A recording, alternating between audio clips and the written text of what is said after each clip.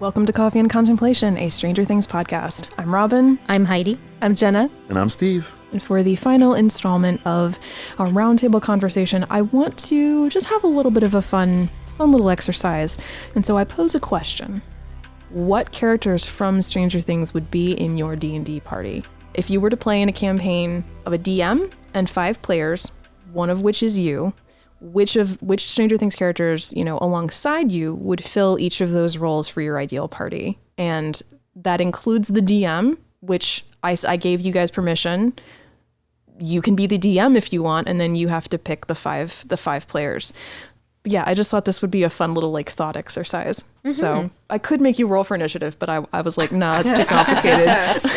I'll at least take a stab at it while I'll try to afford some other folks some time to marinate on their parties and whatnot. Okay. I know that I definitely would not take the role of DM. As much as I would love to DM a game for that party in my imagination, I get such a thrill out of the problem solving that I'm doing with other people and also just seeing how they work. And maybe it's just another weird nuance to me, but I really love playing board games and stuff. And if I'm playing with you, it is a really good moment for me to be like, this is cool. Like, I'm getting to understand how you solve problems and also how we communicate together to do this stuff together. I would love that type of experience with specifically Steve Harrington. Naturally. He would number one be the first person that I would be like, is on my team. You're in the players. Max, I think, would be another person in my party. I think that she would probably be the most courageous player, and dare I say it, probably the leader. And I actually think that would be a lot of fun, is to follow Max, the leader of the party, where we'd have like me, Steve. I think my DM, in the context of everything, is probably going to be... It could be anybody from Stranger Things. Anybody. Dustin. Yeah, I think it's Dustin. And I think that might even be like I think that's a cardinal rule that maybe Dustin would probably be a great DM, especially knowing all of the people, all of the party members. And I think Dustin as a DM would... he's got the smarts and the wits. I feel like he would know how to challenge every single person in the party just right. Okay. And so I think Dustin, is my DM. Shoot, I still need 2 more players. Love me some Hopper, and that's just going to be a personal bias for reasons other than I would just be wanting to play a game with the old man. He'd be the one at the table that I'd be like, hey dude, like yeah. Like I brought the beer. Let's crack open a cold one together. Let's talk about something dumb, and then now let's sit down and play something. But as much as I think he is a ham-fisted character in Stranger Things, I would love to see David Harbour play some type of nuanced like wizard in particular, just because I don't think that would normally be him, but in that party I want it. I feel like he and Steve occasionally would just look at each other like, what is this? Yeah. Like, what is this game? Absolutely. And so then I think my 5th player, and it's maybe just, again, it might just be out of sheer bias more than like, do I think they play the game well or what have you, but it's Joyce. Okay. It's Joyce, hands down. And I think that, that's my... that's my party. That's your party. Okay. Yeah, Joyce, Max, Hopper, Steve, and me, and Dustin DMing. Okay. Good times. All right. Oh, this is easy. Okay. Like, as soon as I saw the question, I was like, I would obviously have Max, Elle, Nancy, and Robin as my party with Dustin DMing. Okay. They are just all so fun in different ways. And I think if you could get them all into a game of D&D anyway, they'd have fun. Elle's your mage, Max and Robin and Nancy could all kind of go either way between like rogue or warrior. I could see that. But without getting too into the details, I think that would be a very fun D&D session. That would be a lot of fun. I kind of went a similar route. I was thinking, I put myself as DM. You guys are surprising me. Wow. Nice. Okay. All right. I was like, okay, well, obviously we want Elle because, reasons. And then I was like, well, Max didn't get to play in season 2, so we have to have Max. And then I was like, Erica, because Erica's a good one. Want Lady Applejack in there. She's in my party too. For sure. Yeah. And then I was like, well, we've got what if we do like a party of just like the girlies? So then I added Nancy and Joyce. And I feel like Joyce would be the most adorable Dungeons and Dragons player. Yeah. She would, yeah. No concept of what dice to use, you know. But she would make an effort. No, she would Yes. absolutely Yeah, make an like- effort. She would bring snacks. Like, I'm talking like... Ratatouille yeah. fun. Yeah. I feel like she'd be the person that you'd have to constantly be like, no, just tell me what you want to do. Just tell me what your character wants to do, and then I'll tell you what you need to roll for that. And I would be the most indulgent DM, like totally unapologetically, like, oh, that monster, it says in the manual that you need 20 to hit, and you rolled 17. That just hits. Okay, well, those are all good. So for my DM, I went with Mike, specifically season 1 Mike, because we get to see him DM the most. I'm striking season 3 from the record, Your Honor. It's my podcast, so I can do that. But yeah, I loved the way that he's so theatrical with the creating the environment and the atmosphere of the both at the beginning of season 1 and the end. Yeah, so I already kind of said it. Erica is absolutely in my party because hell yeah. Dustin is absolutely in my party because I just want to play D&D with both of them. I did put Nancy in my party as well because I think she's such like her whole like approach to like investigative journalism feels like that would be really, really interesting to see how she would apply that to D&D.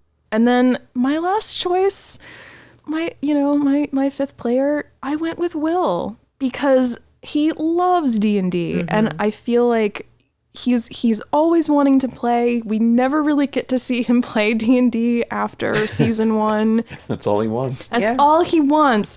And he mentions it even in season 4 very briefly and I'm like, I will play D&D with you, Will. I think all of us feel that for Will, too. Yeah. We're just like, damn it, Duffer Brothers. Give that boy some D&D. Yeah. Isn't Give it him some funny? dice. In that scene where he's talking about it, it's as if playing D&D and growing up are at odds. And I get that, but also look at us and like a lot of people out there. Like, you do not have to abandon the things you love as a child when you become an adult. Well, and they take it so seriously in the first 2 seasons in terms of like, and that's one of the things that I said I liked so much about it was it's like it shows them applying problem solving skills. It shows them applying like a lot of critical thought, and in terms of also thinking it, we talked about in season 1 how like them thinking about, well, here's the map and here's how we figure this out, and I said like that's their D&D background, like applying to how they're using this in real life, and they don't treat it like a game. I mean, even down to like some of the vernacular that they're using, like the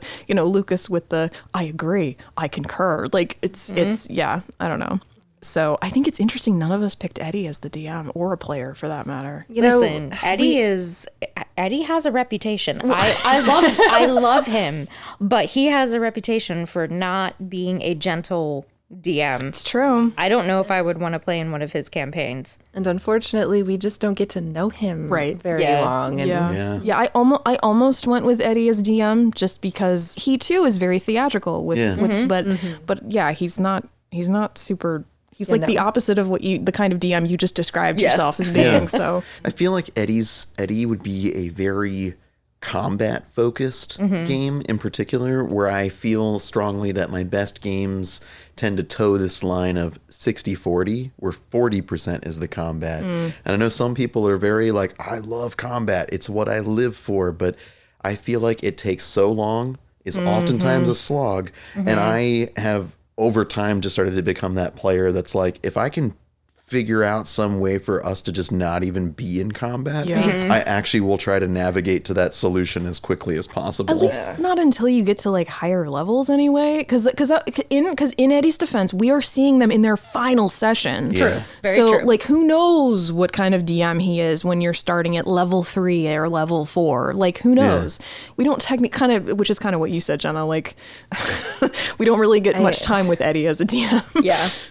Or even as a character. Yeah, like he that's does have true. a bit of an arc, but we still don't really get to know him over a long period of time. So I will say I do enjoy combat once I've gotten comfortable with my character. Yeah. Like I guess once that makes sense. Yeah, it's like, but I need to work my way up. The one character that I was like, like who I kept like swapping in and out with Will, because I was like, I want this character in my party so badly, but Is it Steve? No. Because you didn't have Steve in your party. I was actually really surprised by that. Here's the thing. My approach to this was like, I want all players who are going to take it seriously, that they're going to want to be there. They're not going to they're not going to think it's stupid. They're not going to be like, what are we doing? Like, that's why I said I think Nancy would take it seriously. Yeah. And I think that this group of people would play well together. I don't think most of the people that I picked for my party would take the game seriously, but would it be fun for me, Steve, to be a fly on the wall playing with them? Yeah. Oh yeah. But that's why I said, like, I approach this very much like, who do I actually want to play with?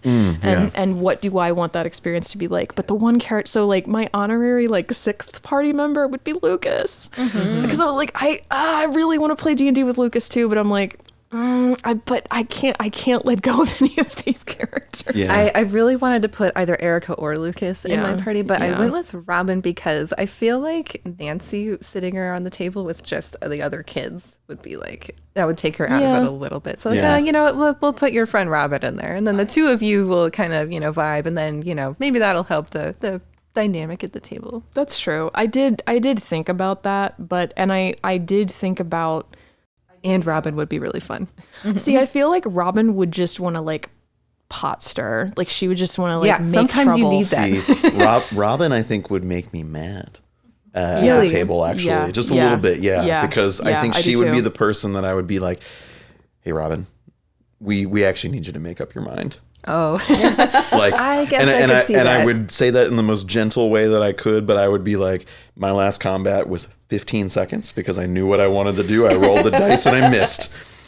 Could I maybe ask for you to try picking up the pace? I feel like if we could get past that. Then. Yeah, right? Oh, yeah, absolutely. Well, or like very much the kind of player who's like, all right, this is the kind of the direction that the rest of the party is going in. I'm going to go the other direction. Oh, no. Like just to be contrarian. And that's something that I really like when someone's doing that intentionally, just to like kind of, again, stir the pot. Like, I'm like, again, that's not a judgment to those kind of players. It's just not the kind of D&D experience I want. And if I'm playing in this party, I want this experience. I picture her trying her best, actually. Like, I picture her being like, all right, that would be great. Fine, we're here. We're going to do this. I'm ready. Like, what are we doing? How are we doing it, guys? Like, she'd be enthusiastic about doing her best. Especially if that's Nancy's how there. I picture it anyway. Yeah. She would be very open and enthusiastic to it. That's for sure. That's true. Right. I'm sure that it could go a bunch of ways for any of these characters. Yeah. But. If I could materialize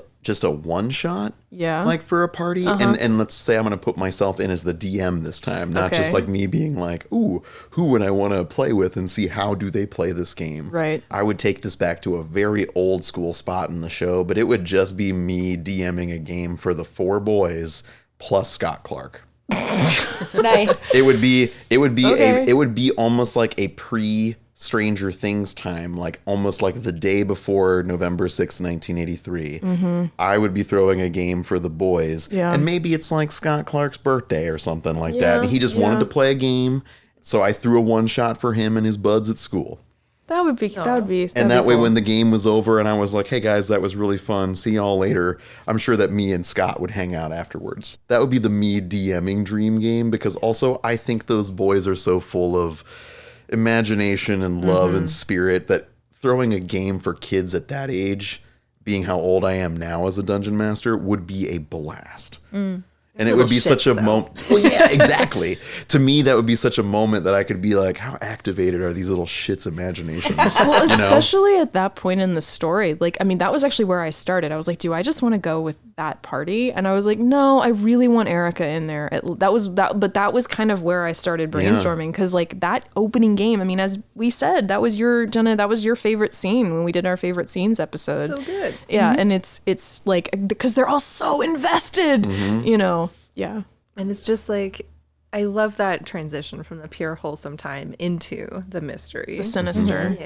Yeah. It was an interesting question that was very, very different. And I will say right now that my other podcast, Classified, has been on a hiatus while we've done this endeavor, but it will be coming back eventually, and you can absolutely expect a Stranger Things episode of that podcast, which I'll probably release on this feed, at least part of it, as a teaser. But that is absolutely something you can expect in the future. Heck yeah. As we approach Classified to think about Stranger Things characters, I know that there are some that I would probably like to classify and do some homework on and maybe figure out how to talk about and present. But I actually would really love to know what characters from the audience that they would really like to know or would like to see classified. And I wonder if there are any that poll strongly enough that they're like absolutes that we definitely should do, or if there's even like a speed round in that classified that we should be like, here's a small list, the short list, and we just have to rattle off quick information super fast. Yeah. And then maybe there's the ones that we do the deep dives on. Like, this is their class, this is their race, and why I picked them, and where it connects to this, and yada, yada, yada. Dear viewers, please let us know what characters from Stranger Things you'd want to see classified. Well, those all sound like they'd be amazing games. I want to play in all of those campaigns. But with that said, that is going to conclude our contemplation on Season 4, in a way. We will return to discussing Season 4 and the show at large periodically between now and whenever Season 5 manifests. But until then, like I said, Starcourt Cinema will be back. Still trying to nail down some dates for that, so stay tuned on our socials. I'll continue to post sound bites across our social media platforms. I might even start throwing out some of the deleted content, stuff that I trimmed down for the actual episodes proper. But that's what you can expect for now, but I'll also be announcing on those socials when new episodes of Starcourt Cinema will be back. And yeah, that's kind of the state of the podcast. But this has been an amazing experience doing this roundtable. You can absolutely expect a roundtable conversation when we get to the end of Season 5, whenever that may be. I want to throw one more collective thanks to my co-hosts here, including those who have been on the show but aren't here for this conversation. I'd love to have everybody back at some point. And to you, the listeners, thank you so much for listening all this time, and hope you will stick around for the future, whatever that looks like, until we get to Season 5. So again, thank you for listening. Thank you all for being here. And until next time, over and out.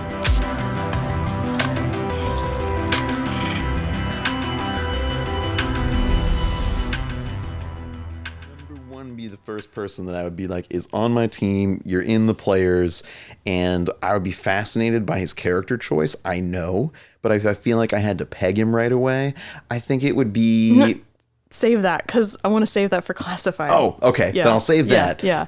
But without a doubt, I know he would be in the party.